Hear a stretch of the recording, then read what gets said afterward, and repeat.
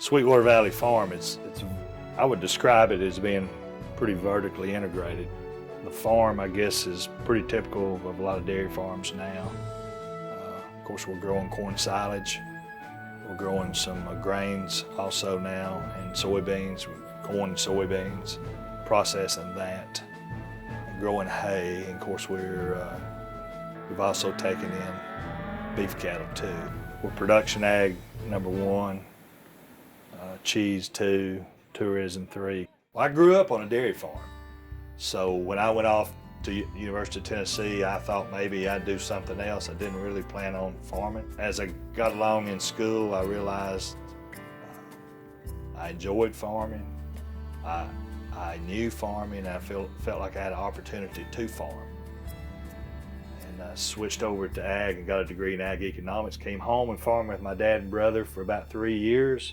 You know, everybody that's farming wants their own farm. Found out this farm is going to be available. Celia does not have a farm background, but she was always supportive of me farming.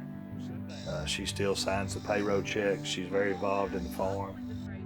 I always want to do something to have customers and deal with the public.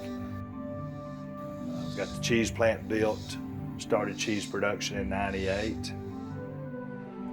The cheese business was a great business for our children to be involved in the farm. When I grew up, it was all chores and work. And the cheese business was a place that gave them exposure to the public. They had their other activities too, though, and I was always supportive of off-the-farm activities. The girls showed cattle. The girls and the boys played different sports. We tried to make time for that, and I think I'm to the point that I feel like they'll do okay whether they help us in this business or part of this business or not. Conservation and sustainability, of course, that's always been very important to me. You know, most farmers that I know want to take care of their farm. They want to leave the farm a better place.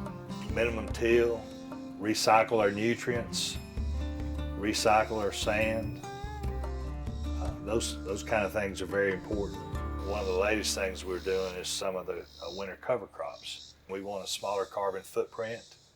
We've done a number of solar installations. We're doing things like buying more local, try to source locally. We're trying to be more and more environmentally conscious all the time. We'll take 8 to 10% of our production a year and produce cheddar type cheeses. And then we distribute those in parts of 4 or 5 states. Then of course we have a store here on the farm and a restaurant here on the farm. Food service is kind of our growth potential, I feel like, because there's so much interest in these new restaurateurs in having something local on the menu. So if you go in a town like Nashville or Huntsville or wherever, you'll find our product on menus being a local product. And as quick as we started making cheese, we realized we would really have to do tours. Got ready to do tours, and my daughter said, well, we really need to do this cafe and store. That's pretty well rounded out our business, and it kind of brings everything complete and full circle, because like every other tourism place, they can do the tour and then they can hang around and eat or shop, and it's worked pretty well. Celia and I have always enjoyed being part of the community and being involved in the community.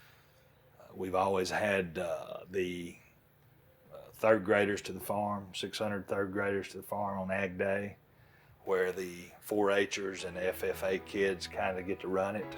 I always enjoy working with University of Tennessee. Today we're working with the university with the robots to build an index that ranks and puts a financial or numeric number on cows' value in a robotic system. Celia and I are working on transitioning the business.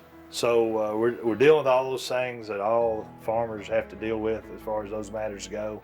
But it's just very important to me to keep our business rolling and growing and not divided up.